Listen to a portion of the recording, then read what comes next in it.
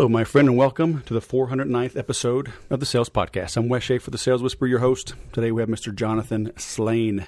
He's a unique individual who has focused on recessions. He wrote a book called Rock the Recession, How Successful Leaders Prepare for, Thrive During, and Create Wealth After Downturns. I think we have a downturn coming. It may not be immediately, but business cycles go up and down. They just happen, right? We've had a long run. Now, obviously, we're going into an election year.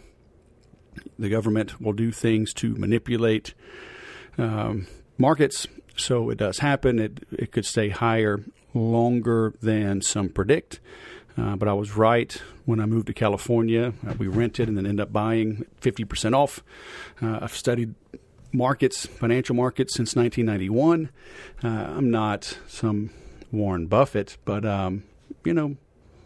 there will be a recession coming up sooner rather than later.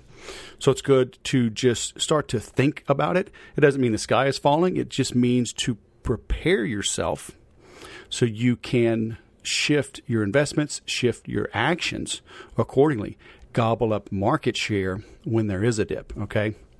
So it's a good episode. Not only do we talk about goal planning and recession planning, we get into how he grew his business, okay? So it's not just some wonky financial services kind of episode. So don't you fret none, okay? But if you know how to generate leads, if you know how to convert those leads, or if you know how to generate visitors to your website and convert those visitors to leads, you'll always be making money, okay? And my sponsor helps you do just that. What does insight-driven messaging look like for sales? Like a whole lot more deals, fast. Jump on high-intent leads in the moment with Intercom, the business messenger that extends the reach of your team 24/7. Intercom creates more opportunities for you by booking meetings and collecting data from leads automatically. Take Intercom user Elegant Themes. They now convert 25% of leads through Intercom's messenger. Deals don't wait. Get them with Intercom. Go to intercom.com/deals. That's intercom.com/deals. You know, for the last several weeks, weeks, months even, I've been talking about getting a good deal on the 30-day sales growth program, and that deal still exists, although it's gone up a little bit. It'll keep going up. But there are some options for 6 months and 12-month enrollment. But I've been remiss to mention a great deal, and it's free. It's my Weekly Whisper, weeklywhisper.com. Head on over there, sign up for free, and I promise not to spam the heck out of you, but you will get little insights, little nuggets, sometimes big insights, big nuggets, but I actually get thanked for my email. Thank you, Wes, for this email. The timing was perfect. In today's world, everyone tells us we should slow down, but few rarely do. That was some advice I gave in one of the Weekly Whispers. That's from Jeannie Harris. You'll see it on the landing page. Kathy Kochanowski. I didn't make that up. You know I didn't make that up. Just says great email, ! 4 times. Okay, I have to admit, this was a nice read to have in my inbox. Nice touch, Dave Gambino. There's a lot of spammers out there, a lot of BS hypers. Is that a word? Hypers? Hipsters? No, hypsters. And that's not me, but you're listening to the podcast, so you know it. But if you like a little bit of written insight, little nuggets coming your way, go get it. It's free, okay? weeklywhisper.com. Now let's bring on our guest. Jonathan Slane, fresh off your trip to Vegas, back in Cleveland. Welcome to the Sales Podcast, man. How the heck are you? Doing great. Thanks for having me. So what the heck? Recession.com? Is this all doom and gloom? Why did I agree to have you on, man? Is the sky falling? Are you Chicken Little? Is that it? No, listen, I don't think the project didn't start as a doom and gloom type of a deal. I know that's the usual take with recessions. The angle I'm working is really how do we get people looking forward to them? What can we do to plan for a recession so that it can be a real opportunity to grow our businesses and ourselves, as opposed to the usual Chicken Little scenario? Yep. So for our listeners, I've done a little intro overview, but I mean, you are the founder of Recession.com. You've written a book. You've got a business partner. I mean, what's the French raison d'être, something like that, right? Your reason for living. Like why? It seems like a doom and gloom topic. Yeah. So the story in brief is that in the Great Recession, I know your audience is looking at me and they're probably not going to believe this, but I actually owned 5 gyms. So workout facilities, personal training franchises. You did, or you still do? I did. Okay. So sold those in 2017, which kind of ruins my story, man. But the deal is going into the Great Recession, owned 5 gyms and had no plan for the next recession. And when it hit, I found myself hiding under my desk because my employees were coming to the office. They wanted to know what was going to happen, and I didn't have answers for them. And so the only reason I survived the Great Recession was that I ended up borrowing a few bucks from my mother-in-law. And by a few bucks, Wes, I really mean $250,000. Oh my gosh. And yeah, well, the worst part too for your audience is that I didn't borrow it all at one go. It was really at least 12 phone calls every other week when I needed to make payroll. I would ask her to help me out with another 20 grand. And she did. So it ended up totaling a little over $250,000. I've paid her back in full at this point, but to get back to your question, my raison for being is that I don't want everybody else to have to borrow money from their mother-in-law because it sucked. Yeah, borrowing money from anybody can suck. Well, yeah, well, especially if it's your mother-in-law. But in this case, partnered up with Paul Belair to put together this book because his story in the Great Recession is vastly different. Right. And in brief, Paul invested $1 million with his leadership team to buy a company. And over 63 months through the Great Recession, they grew it. And then they sold it for over $70 million. Wow. And so our book is a compare and contrast on my story and Paul's story, and then really going out and finding other leaders that have had Great Recession-based exits and figuring out what they did so that we can bring that to the audience. So were all of your gyms local, like they're in Cleveland? Yes. So 5 all in Cleveland. Okay. And was it a good exit? Was it a fire sale? I mean, if you're making payroll and building it back up, it sounds like you did okay.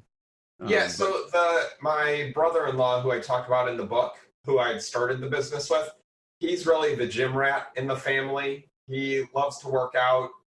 He's built, like if you see him, you'd be like, yeah, that guy, that makes sense. He should own gyms.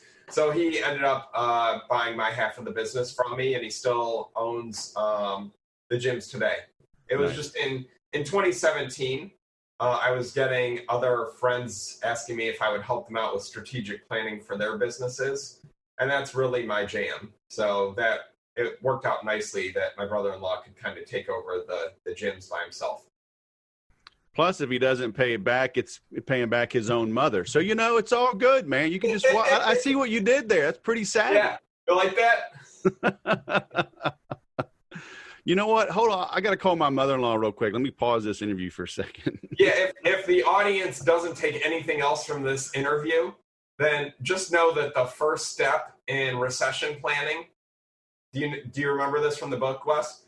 The first step in recession planning, run a credit check on your mother-in-law. Nice. I like the way you roll, man. That's all right. Oh, man. So, well, let's go back, though. We'll move forward in a second. But let's go back. I mean, starting a business, having 5 gyms, I mean, that's a success in and of itself. Most people can't get one location going. You got 5 going. Walk us through that iteration. Sure. So I graduated school and went into investment banking. So did that, was working 80 to 100 hours a week. And so I think in people years, I really had 4 years of experience. Yeah.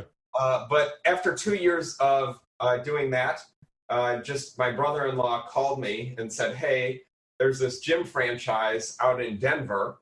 It's called Fitness Together. It seems to be blowing up. Will you come check it out with me? Just to tell me if it's a good investment for me or not. So I flew with him to Denver, and we checked out this gym franchise. And on the flight home, I said, why don't I leave the bank and do this with you? And that was really what happened. So I put in my notice at the bank, left the bank. We opened one location, and in under 3 or 4 years, we opened up 5. Wow. And so part of my issue was that I was 25 years old, had 25 employees, 5 locations all over Cleveland, and had no idea what I was doing. Right. So that was a lot. But what I was good at was finding money and having the guts to just let it rip, along with my brother-in-law, who's also a very gutsy entrepreneur. Well, when you buy a franchise, aren't you given a frickin' roadmap, or did they kind of leave you stranded? So I would say leave it stranded is a lot closer. So with this franchise system, they had around 100 locations when I bought in. And over the course of a couple of years, I watched it blow up to 600 locations. Dang. With barely an instruction manual. I think over the course of the franchise history, Michael and I wrote a lot of the instruction manual, a lot of the systems and processes with some of the other top franchise owners. And we had the top unit out of the 400 or 500 units that were eventually opened. Mm-hmm. The Great Recession ended up wiping out 300 or 400 of those units. And I think there's around 200 left today. Right. So a lot of it for the audience is understanding that without a recession plan, depending on what industry you're in, that can be a disastrous situation. But to the point of your question, I like the idea of franchises. I wish I had done more due diligence on mine before making a selection.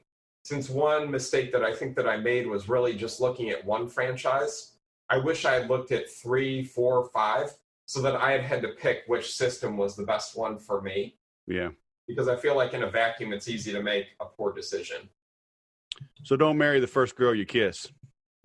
Correct. I wish I had run a bake sale so that I was forced to tell 4 franchises no, and then go with the one.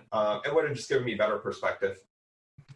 Did your brother-in-law keep the name? Did he still that franchise, or did he switch it over to his own? He is still a franchise. We think that after 10 years that the name and the communities where we operate has enough value to make it worthwhile. Right. And then the documents that you sign when you become a franchisee make it so heinous to get out of the system. Right. I think also the thought of litigating that and what that might look like wasn't palatable. I would say, though, for your audience, there's a great book by Greg Nathan called The Franchise E-Myth.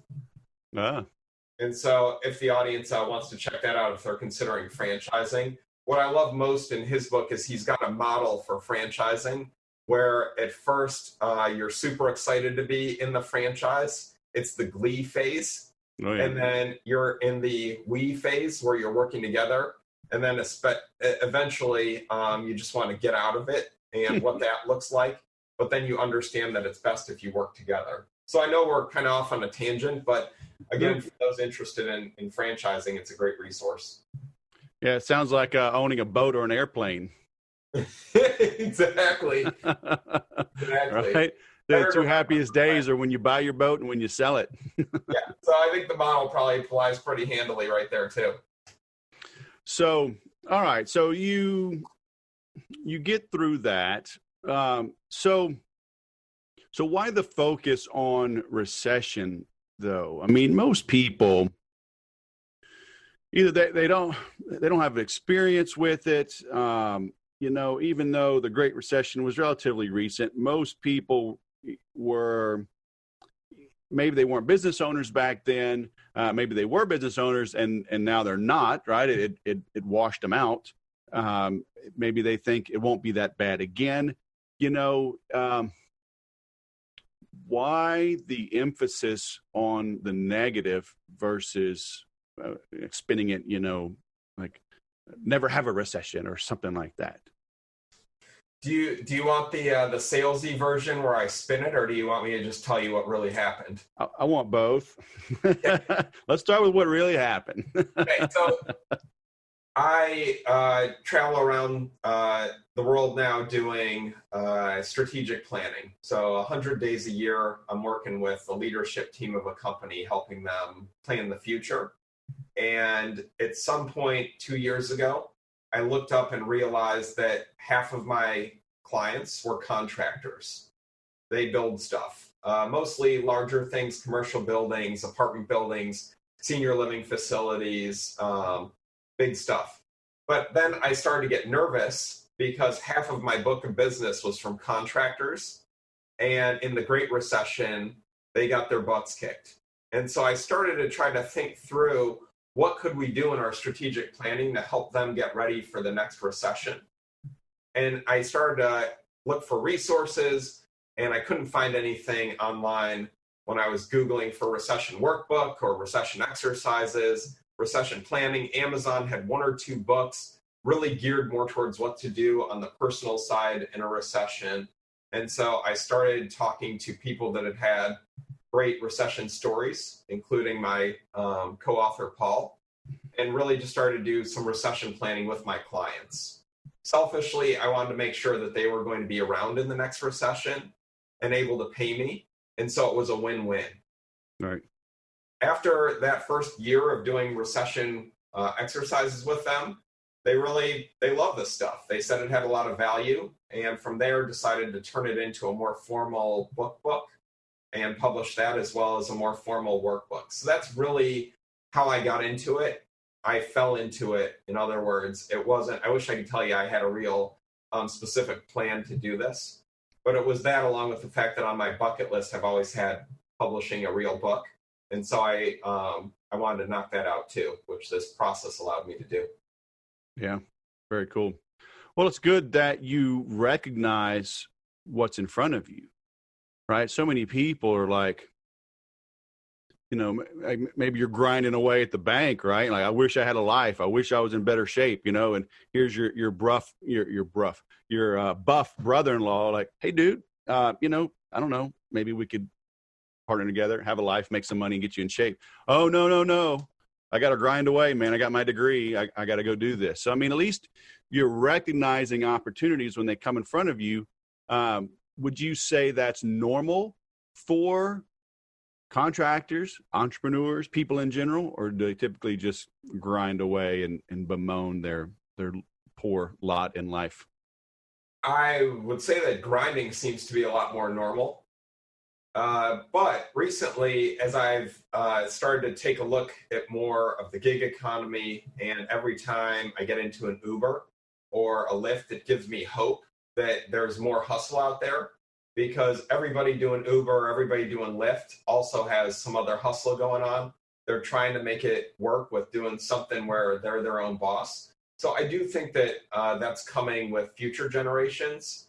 But as we look in the rearview mirror, I certainly haven't seen as much of entrepreneurship as I would like. But I think I'm also broken that way. I kind of just have that transistor broken off in my brain where I'm not a very good employee, never was. And so I think it also just makes a lot of sense for me. Well, I mean, the gig economy, I mean, I see where you're coming from, and I have a similar feeling, but I see these people, I hear stories like that they're not really making that much money, and they're still trading hours for dollars. And maybe, you know, hopefully they're doing that hustle, making some money, saving it, you know, and they have a plan so they can make a transition out of something they may not like into something that they do. But, you know, is that a great way to do it, you know, to make that transition? Because now, you know, they're working 40 plus hours at their regular job. Now they're grinding away, driving a car another 30 or 40 hours and wearing down the car. You know, Yeah, so well, that's the smartest way. Yeah, it's a bridge. So at least people are starting to cross the bridge. Sure. I don't know if it's the best way, but having the ability to do gigs, whether it's through driving or it's through like Fiverr.com or Upwork.com, where if you're a good copy editor or you're really good with PowerPoint, you can do that type of thought work for others, helping them out with supporting administrative tasks that there is a bridge from where you are now to Right. where you eventually want to get to. I mean, it's not going to the SBA and getting a loan to buy a franchise. That's a whole nother step. I just like that, to answer your question, I think it's easier right now than it ever has been in past history to make that transition with less risk, because you don't need a huge bank loan to at least start the process. Sure. I mean, we took a pretty big leap, and then I came really close to having it all go really poorly. So the bigger the risk, then you certainly have a lot more personal exposure. Right. Well, it was the old Gary Halbert, motion beats meditation. Yeah. Right. At least they're doing something. Even if it's not the best thing, they're going to figure it out. Right. But sitting around playing video games and binging on Netflix doesn't improve your lot in life either. Right. So, agreed. So what was that transition now? You sell your business to your brother-in-law. Were you already starting? You were doing some consulting already. Like, when did you find your partner and co-author and formally make this transition? Sure. So I was in an organization called the Entrepreneurs Organization. Yeah. I don't know. Have you heard of EO? Yes. Okay. So just for the audience, they don't know, there's chapters all over the world, like 140 chapters, 14,000 members, and you have to own a business that does at least $1 million or more a year in revenue. And so I was a member of that organization, and through that, I got randomly paired up with Paul Belair, who's my co-author. And so that's where that relationship started almost a decade ago. And Paul really helped. Yeah, Paul helped coach me through making sure that my business didn't fail in the last recession. And then we've just stayed in touch, stayed friends ever since. And that's where that happened. Back in 2015, 2016, I was starting to do consulting work. So using this entrepreneurial operating system, which is sometimes called Traction in our business. It's just a business growth system. It's like if you know Scalable or Scaling Up or Gazelles or Rockefeller Habits, all of those were predecessors to Traction. And I'd started using Traction in our gym business. And lo and behold, we grew our gyms to have the top unit out of, 400 or 500 franchisees. And so started to think that maybe there was something to the strategic planning that we were pretty good at. And then from there, some friends asked me if I would start working with their companies, which I did. They referred me to other companies. Those referrals referred me to other ones. And pretty soon, I had a half-time gig. So at least half my time was needed. And that's when my brother-in-law and I had an honest conversation where he was like, look, if you're going to be doing all this other consulting stuff, that's great. But maybe you should go focus on that and let me do the gyms full-time. And you do that full time so that it's not unfair with you splitting the profit from this business while you're off doing something else. Right. So I did. I felt good enough at that point that it would be pretty easy to transition to that full time. And honestly, Wes, from there, it's just grown based on referral. I don't do any marketing beyond just referrals from current clients. Right. So what was that conversation like with Paul? Did it just kind of evolve naturally? Because going from friend/mentor to partners, that can be a big deal. Yeah, not always easy. It's not always obvious how that's going to be structured. How'd y'all do that? Yeah, not screwing up that relationship was and still is of paramount importance, because the relationship has far more value than what I think we can do monetarily with the business. In any case, though, Paul and I spent our time during our formal year of mentorship really working on life planning. In my head, Wes, I had this vision that Paul was going to have me come to his office, and I was going to have him come to my office, and we were going to talk a lot of business.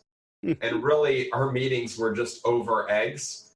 And I never saw his office, and he never saw mine, because what Paul inferred was that what I really needed was life planning, not more business planning and strategic planning.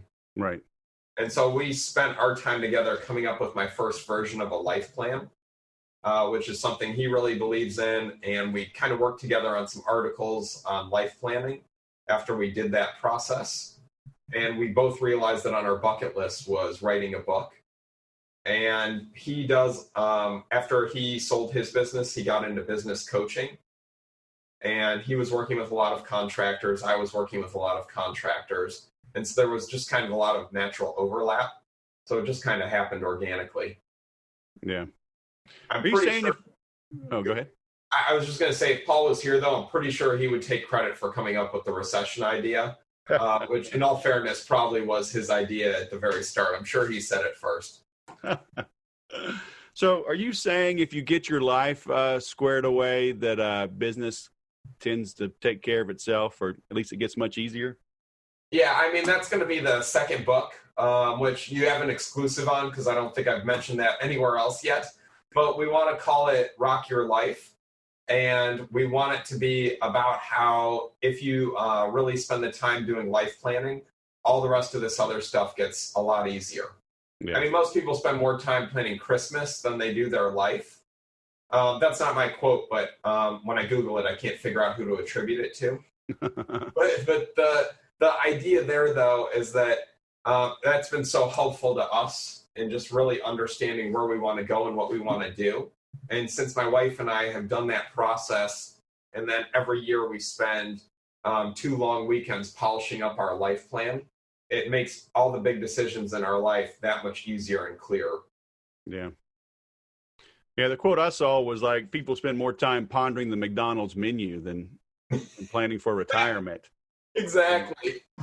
Yeah. So, I mean, and I think a lot of it, too, is that all the phone calls you get, Wes, all the emails that you get, that's other people's priorities on your time.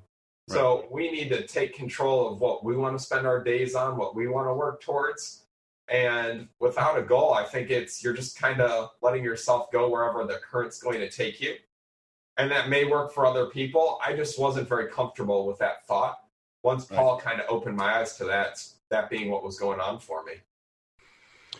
So what's your goal planning secret? It's up front. I put in 16 hours of time. And so that's where, like, if people want to know where to start, it's 16 hours in a blank legal pad at Starbucks. That's what I would recommend. You can break it up into 4 4-hour blocks. You can break it up into 8 2-hour blocks. That's what I did. I would prefer that you not have distractions. So you can do it at the library if you can't not be distracted. I just find Starbucks ambient noise to be less distracting than being in a study carrel at the library. But really just, I think it'll come to each individual as they're spending that time investing in themselves. I stop short of trying to predict what each person's life plan needs to be, because I think each individual will come up with it. So, focused time staring at a blank legal pad. Correct. That's the start. All right. Starbucks doesn't get tired of you? No, I'm one of those guys. I actually bring in a huge monitor and hook it up to my computer. They love that. Spread out at the 12-person table. Just take exactly. It all I take over the whole counter. I've got 3 monitors, a full keyboard. No, I mean, if the audience is really interested, there's a little mini website that I put up called rockyourlifeplan.com. And people can just go kind of check out my life plan right now as I'm starting to do some research for that next book. Yeah. All right. I will link to that as well. Cool. What is that? 139 East Washington. Is that you? Yeah, that's the house. So, is that where you grew up? No, that's my wife and I bought that house. It took us less than 10 minutes to decide to make the purchase because it was on our bucket list. So when it hit the market 2 months ago, we went and we negotiated that day to buy it from the owner. And nice. So we are very excited to work on our dream house project. Oh, so you're going to start rehabbing that or what? Yes, sir. Woo! All right. You got a good marriage counselor? No, this is a project. So Wes, my wife and I felt like my wife's a doctor. She works in the intensive care unit with kids. So she's got a big career.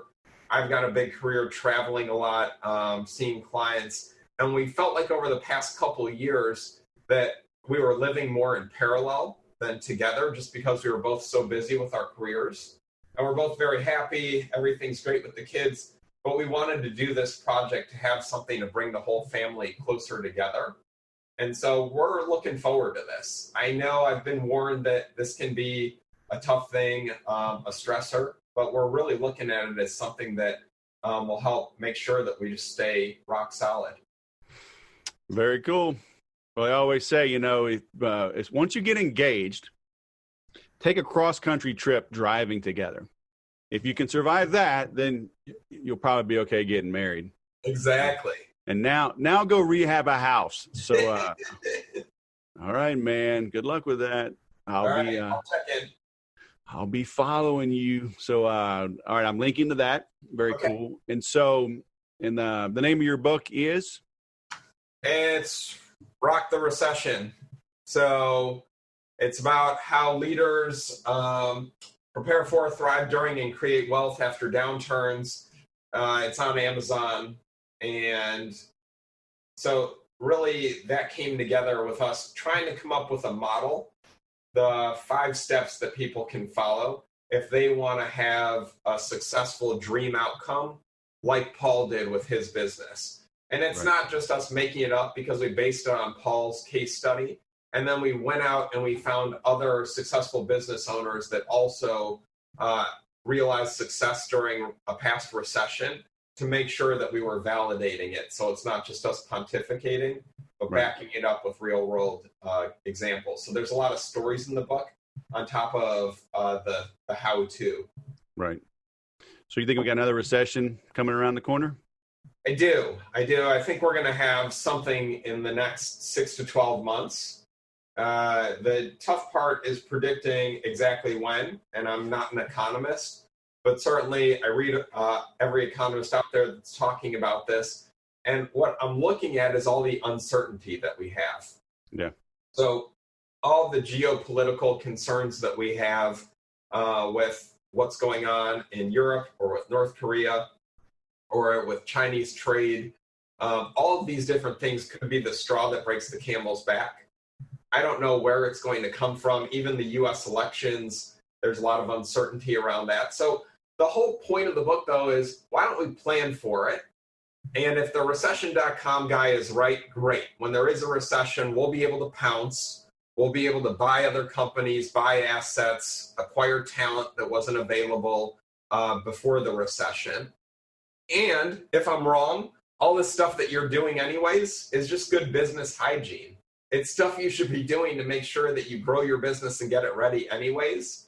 Right. So it's not something that I wouldn't have you do if you were my brother or sister, just to take your business to the next level anyways.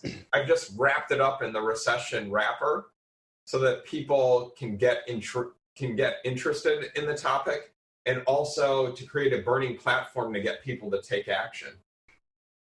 So what's the difference between recession planning and growing to the sky planning? Yeah, so in recession planning, I want you to think through what are all the things you can do right now that you won't be able to do once we're in a recession?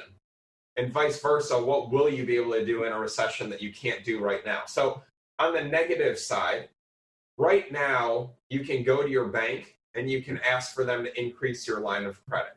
Mm-hmm. You can go to your banker and you can ask them to limit your personal guarantee, to cap it, or to eliminate it completely. You can have those conversations. Once we're in a recession, your banker is not going to entertain the idea of eliminating your personal guarantee, and they're going to call in most of your line that's not in use.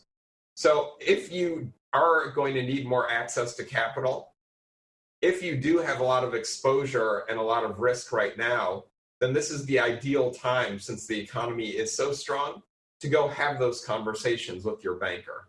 Right. On the converse side of that, right now you want to build up a war chest, because once we're in a recession, your competition who doesn't listen to this podcast, they might not plan for the recession, and then they have a bankruptcy, and you'll be able to buy their company or their assets for cheap from the bank. So that's the difference between unbridled growth and what we're doing with recession planning, is figuring out how can we hack the system? How can we have 10x opportunities that aren't available with linear plotting steadily forward type of a growth plan? What about the old adage that, when you owe the bank $100,000 that you don't have, or $10,000 you don't have, you have a problem. But when you owe the bank $10 million that you don't have, the bank has a problem. Some would argue, like, go crazy right now. Go get in debt. Go get money while it's cheap. If things collapse, oh well, tell the bank tough luck. Negotiate a tough deal, and you'll probably walk away with some cash anyway. I don't know if you'll walk away with some cash, but I do think if you are going to need capital for growth, that now is the time to ask for it. And having access to capital is always prudent as a growing business. And generally, that's my viewpoint. Just to be honest with the audience, is that I really only work with clients that are high growth clients. So they want to double top or bottom line in the next 3 to 5 years. So that's my worldview. If you want to hold steady where you currently are, then I don't know if you need to do all the recession planning to 10x your business. You just want to make sure that you're taking risk out of your system by doing some of the things that I already mentioned. Right. But if we get into a recession and you've got $1 million line of credit and you're not using any of it, you may want to draw that $1 million line and put it in your bank account so that the bank can't get it back right away. Right. Because if you don't, the bank can come back to you and they can just withdraw the line, and then you don't have access to that money anymore. Right. But if it's already in your bank account, then it's yours until you decide to pay it down. Right. So, we hear 10x all the time. Grant Cardone, that I'm not necessarily a fan, but I respect what he's created. Maybe not how he's created it, but he's a master marketer. Can you 10x a business? Because you've mentioned 10x a couple times, but then you're talking a little more realistic, 2 or 3 or 5x. What have you seen out there? At what point do you get big enough? Ford or GE or Dell or Apple, they're not going to 10x. Maybe they can 10x a division, right? Maybe Apple can come out with a new product, but they're not going to 10x the smartphone market, because they own it. So how much of that, how do we differentiate between the hype and a realistic goal? Yeah, so 10x in my context came from Paul, my co-author. His company is called 10x CEO Coaching. And again, they invested $1 million to buy their business and then sold it for over $70 million. So nice. It's in what time frame? 63 months. Okay. So it's so that was a 70x plus return. Right. So we were already scaling that back, and then we went out and found examples of others that have 10x their business to talk about in the book. I think it depends on our context. For me, I want to work with companies that want to get after that 10x growth. And I was limiting myself to the private market. I think for a public company like the ones that you rattled off in the Fortune 50, it will be tough to 10x those businesses. And a lot of their recession planning is probably your more traditional, how do we make sure that we mitigate our risk in a recession? That's not what this is about. This book is about how does a small private company, how do they then 10x where they're at, using this recession as an opportunity that only comes around once every 7-ish years to really springboard to the next level. Right. Or you can just grind it out. But these recessions don't come around very often. And since the economy seems to be getting better at including more time between the recessionary cycles, I don't think they'll come around as often as they did historically. So that's where I think we can gear up. And if there's going to be a big opportunity, it can come around a recession. Otherwise, you just need to have a game-changing idea like the iPhone or Facebook. But as much as those are darlings of the media, they're like unicorns. So if we don't see those very often, I'm trying to figure out how do we use circumstances to be able to take it to the next level. Yeah. And then it's Wes, it's not just an economic context. So a lot of businesses can have a non-economic recession. If you lose your biggest client, you're probably going to be in a recession. If your 5 best employees leave and they go start a competing business across the street, you're in a recession. Yeah. Or what about this one? What if you find out that your finance person embezzles from you? What if they steal $1 million from you? You're in a recession. All those scenarios, I would use the same recession planning steps and the same recession plan to make it through. So even if you're listening right now and you're like, yeah, these guys, that's great, but I don't believe the recession guy. We're not going to have a recession. It's not going to happen before the next election. Whatever. Every business can still have a recession and will have a recession somewhere during their life cycle, even if it's not caused by the economy.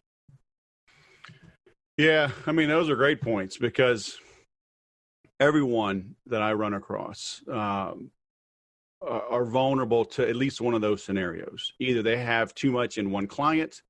They have, I mean, I remember I was with a high-tech company in 2002. So big downturn, right? The dot-com implosion. We were in technology. Company was struggling. And 1, 2, 3, 4 or 5 of us, I mean, including a VP, left and went to the competition. You know, we put that previous company in a bigger recession. And so don't think it won't happen to you personally, right? I'd built up a team and they built a little fiefdom under me. 4 of them left all at once and created a competitive consulting company.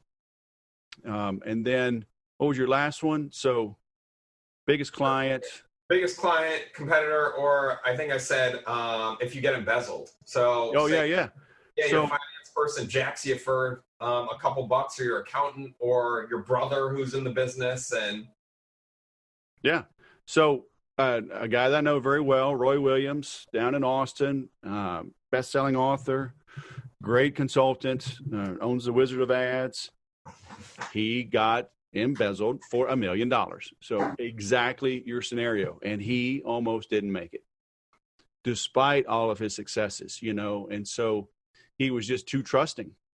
So, I mean, I know I've seen all of these happen.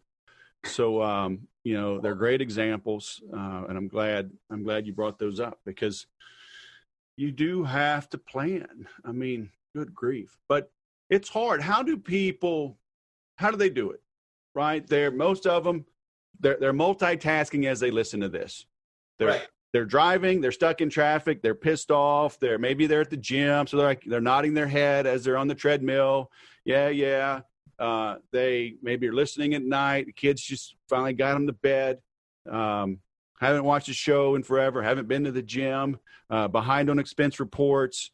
You know, employees want a raise, your office manager is on maternity leave, your landlord wants to increase rent on your property. You're like, you want me to take 16 hours and just go sit and drink a pumpkin spice latte and just doodle on a notepad? It's like, what the hell? You know, my Facebook ads aren't working. I get 18 calls a day from some puke salespeople saying I need to be on Snapchat. You know, the washing machine is on the fritz. The dog's got to go to the vet. My wife's pissed off because I haven't done one of the 87 honeydew lists. You want me to go sit for 16 hours at Starbucks? Yeah, whatever. Well, so on the personal side, yes, I want you to game up and spend the 16 hours if you want to get results. I don't have a quick fix that's cute that you just do.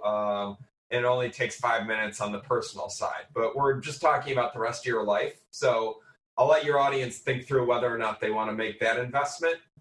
On the business side, if you're a small business owner and you're listening to us at this point, I'm going to plug recession.com/ready, because that's where they can go and take the 20 question assessment that Paul and I put together, so that you can just benchmark how ready you are for the next recession. You'll get your score. It's free. It's from 0 to 100. 100 is you're looking forward to the next recession, can't wait, gonna kill it. 0 is you're probably gonna go bankrupt in the next recession, so better do something. And then anywhere in between, you'll get your score. You'll be able to see how ready you are. And then from there, you can read the book, get the workbook, and start to do the individual steps to take your company from wherever you are towards 100% ready for the next recession. Yeah. Yep. You just got to do the work. I mean, it just is. So when things come crashing down, you'll have some time on your hands if you haven't planned. And if you work yourself into the hospital, all of a sudden you have plenty of time to just sit in the hospital and be sick. It's crazy. All those other things just seem to fall away. So why not grab the bull by the horn? For those that are also looking at the video here, I got a picture of a roller coaster behind me. One, because I'm from Ohio and we've got Cedar Point right up the road, which has crazy big roller coasters. Hey, they're not a sponsor of the show. Now I gotta go in. I gotta chop that out. I gotta. Come on, man.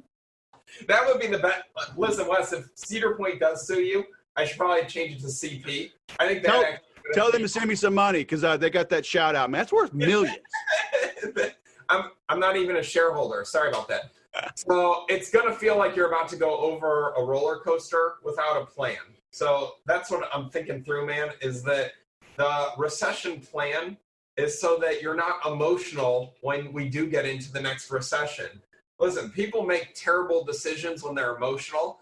I want the audience to have a recession plan, so whether it's because CNN or Fox starts announcing we're in a recession, or you find out that you've been embezzled, or you find out that your best employees left and started a competing firm, all those scenarios are going to create fear or panic, or they're going to piss you off. Yeah. And when we're experiencing one of those emotions, we make bad decisions. They're suboptimal decisions because our brain starts dumping chemicals into our bloodstream that help us to just fight or flight, that help us. They're designed to just allow us to survive, not figure out how to maximize our potential.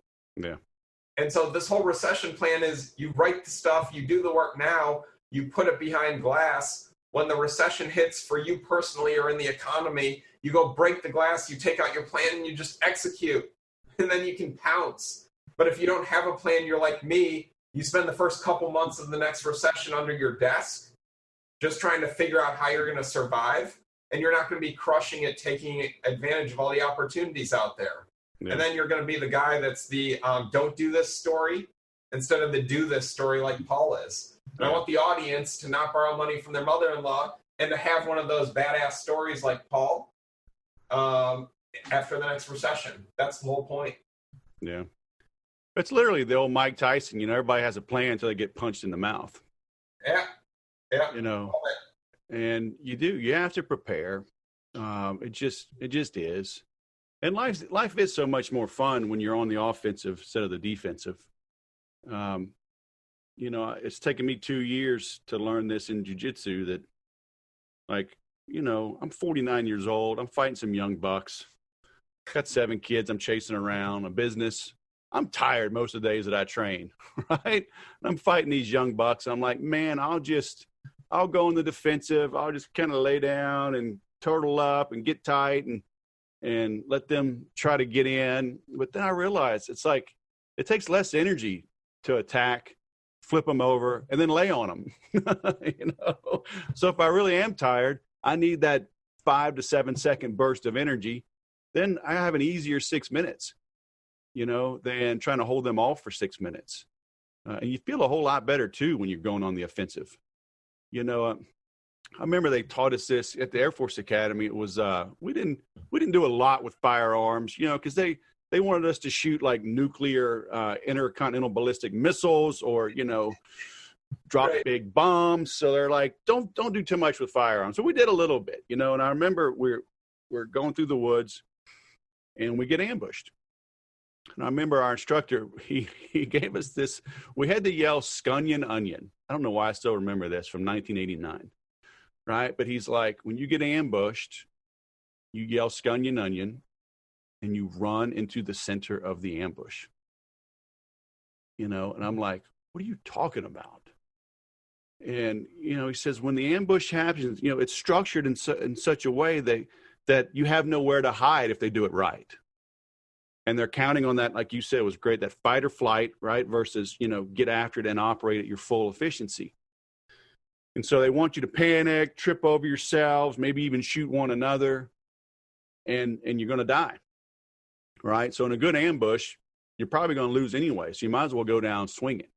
And what happens is when you turn on that offensive, they're not expecting it, and you actually have a chance of making it out alive, right, and turning it on them. But you've got to be ready, right? And fortunately, we would practice it. So when it does happen, because if you haven't practiced it, if you haven't gotten punched in the mouth, then the first time you do, you think your life's over.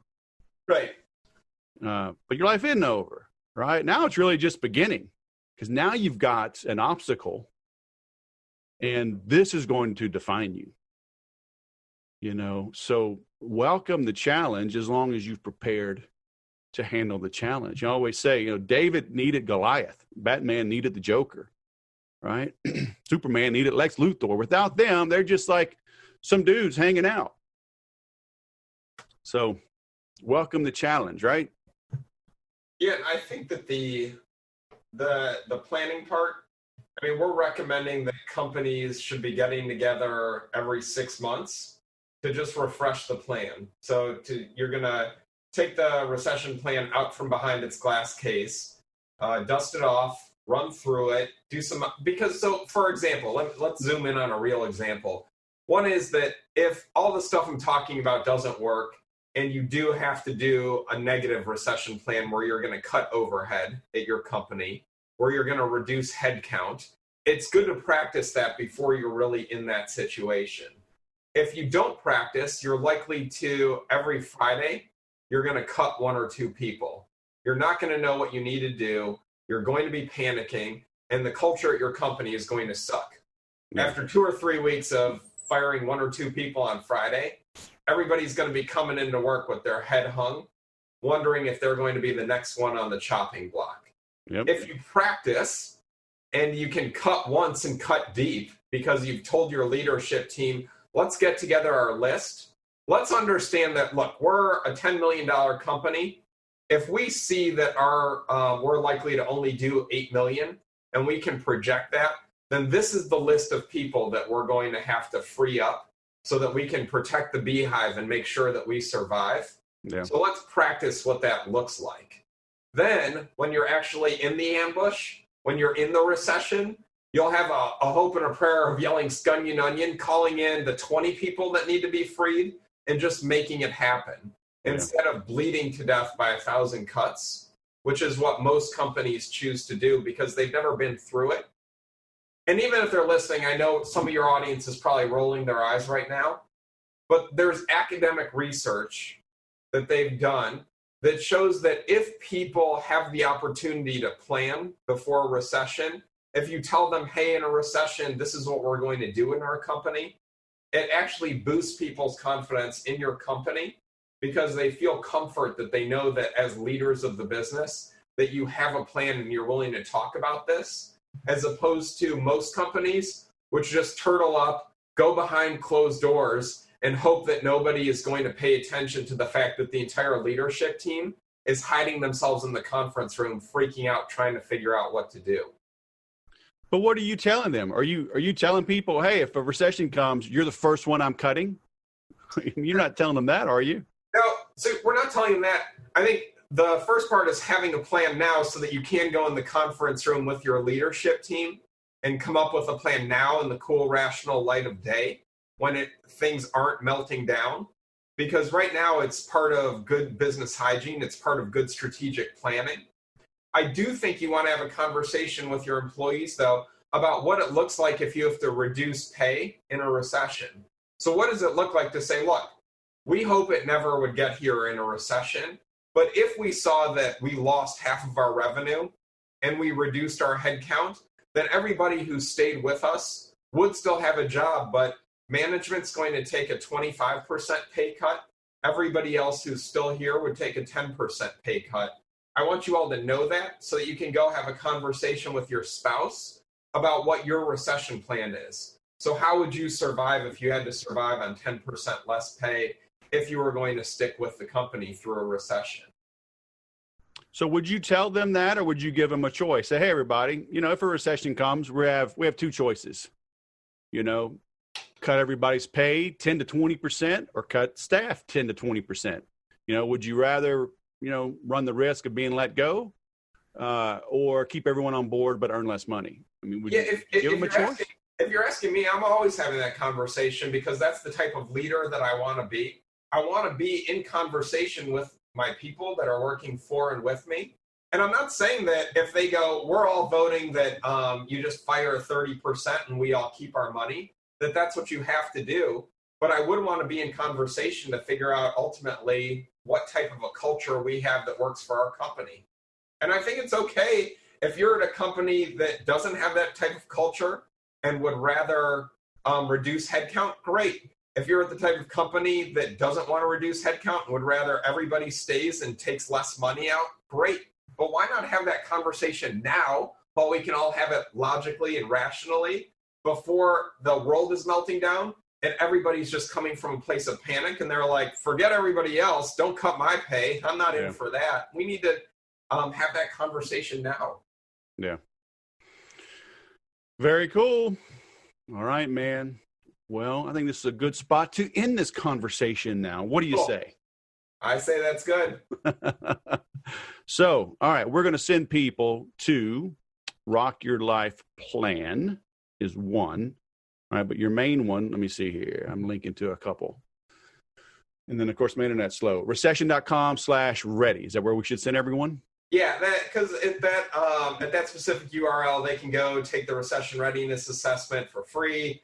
They should have their whole leadership team take it because I think it's a great conversation to see what each member of the leadership team thinks. Yep. And then if one of y'all is at a 20 and other people are at a 70, then you need to figure out why your results are so dissonant and figure out what you're going to do about that.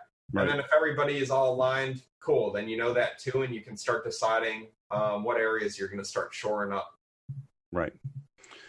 Very cool. All right, man. I am linking to that. Everyone can get it in the show notes. How's your team going to be? How's your team going to be, huh? Are you a Browns fan? Are you a Baker Mayfield fan? I am, and I'm a Browns fan. I mean, I think we're playing tonight, so we've got the Monday night game coming up. All right. So that's good, but hope springs eternal. What is tough, though, is that growing up, a big part of my identity was that the Browns always sucked. And so I was always from the place where my team sucked, and we were proud of that. It's like, we don't care. We still tailgate. We might be the worst. We won 0 games. And so we wore that as a badge of honor. Now that we have a team that actually has some prospects, I got to get used to a whole new mindset around sports. Hey, you got my LSU Tiger, Beckham. So, you got a 1-2 punch there. So we shall see. It's interesting to follow. I'm a UNC guy, so I'm a North Carolina Tar Heel. Look, anyone that's an NFL fan by default is an SEC fan. Do you see how many people we put into the NFL? I know. I completely agree. I am living in the middle of Big Ten country, though. I hear you. That's tough, man. I feel for you. It is quite the plight, but the mantle is heavy, but I wear it. Very nice. All right, man. Jonathan Slane all the way from Cleveland. Thanks for coming on the show. Have a great day. Appreciate it. Thanks, Wes. Hiding under a desk. I've never done that. I have hid from some bosses, at least from their phone calls and their text messages and emails for a very short time, but never hid from employees. So I hope you got a lot out of that. Hearing how he bounced back. I mean, that was some dark times. We've all been through those. If you're listening to this now, you've survived all of those tough times. You'll survive the next tough times. But like I'm slowly learning the hard way in jiu-jitsu, The secret to winning is not to know how to get out of the toughest spots. The secret to winning is knowing how to not get in the tough spot to begin with. Yes, it does help to get out of tough spots. Sometimes things happen, but in general, the typical winner sees what's coming and prepares accordingly to have that soft landing, to minimize the damage, and then use that movement to their advantage. That's the benefit of jiu-jitsu. It's so smaller, weaker people can defeat larger, stronger opponents by using their momentum against them. Same thing here. If you know where the market is going, at least if you have an informed idea, right? Obviously, nobody has a crystal ball, but there are signs. So, and even in your business, right? If you're hiding under a desk, you're going in the wrong direction. You got to make some changes. And it's tough. We talked about the EO, the book Traction. I had them on, at least one of their purveyors on the Sales Podcast in the past. I will link to him in the show notes to that episode. But, have someone that can help you, a neutral third party with experience that can give you advice. If you think it's me, I've got a program at thesaleswhisper.com/IPA, just like the beer, initial process assessment. For a nominal fee, I will map things out with you at your business, take an assessment, see what's working, what isn't, and give you ideas on how to leverage and grow. Go check that out, thesaleswhisper.com/IPA. You need somebody from the outside looking in. I have a jiu-jitsu coach. When I was golfing a lot, I had a golf pro take a look at what I'm doing in business. I'm in masterminds talking with others that have more experience, or at least different experience.